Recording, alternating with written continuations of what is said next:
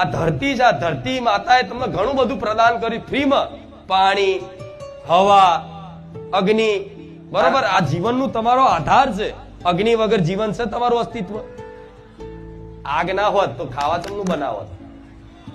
પાણી ના હોત તો જીવન ખરું? પાણી વગર એક 24 કલાક રહી બતાવો, માણસ બીજે દાડે મરવા પડશે.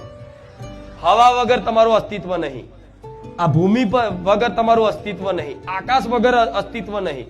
તો આ પંચ તત્વોથી તમારું શરીર બનેલું છે. તો એ પંચ તત્વોથી જે તમને કદાચ પ્રકૃતિએ ફ્રીમાં આલ્યું છે, મતલબ ભગવાને તમને આલ્યું છે વાપરવા માટે, તો એનો સદુપયોગ કરો. સદુપયોગ મતલબ તમારા ઘેર પાણી હોય, કપડા ધોવા બેઠા હોય અને ચકલી ચાલુ હોય અને જેટલું પાણી કપડા ધોવામાં વપરાતું હોય ને એટલું જ વાપરવાનું. પછી કે લાવો ને હવે વેરો, પાણી વેરો ભરીએ છીએ, સોન ચકલી ચાલુ રહેતી, સોન ગટરમાં જતું, આવી ભાવના ના રાખતા.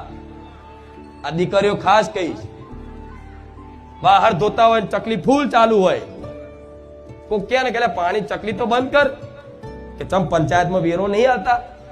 અલ્યા પંચાયતનો વેરો તમે એનો આલો છો કે પંચાયત વાળાએ મતલબ એ પાણીને તમારા ઘર સુધી પહોંચાડવા માટે એ નળ બનાયા, પાઇપલાઇન નાખી, એની તમે સર્વિસના એના પૈસા આલો છો, એનો વેરો આલો છો. પણ જેણે પાણી તમને મફતમાં આલ્યું છે એનો વેરો આલો છો ક્યારે?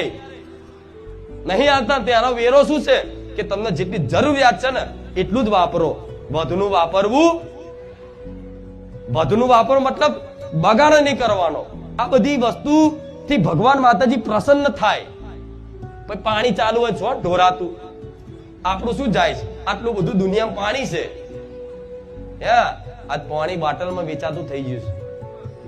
પેલાના ગઈડા કહેતા હતા પાણી વેચાતું મળશે, કહેતા હતા ને આવું, કહેવા તો હંભરી હશે આવું.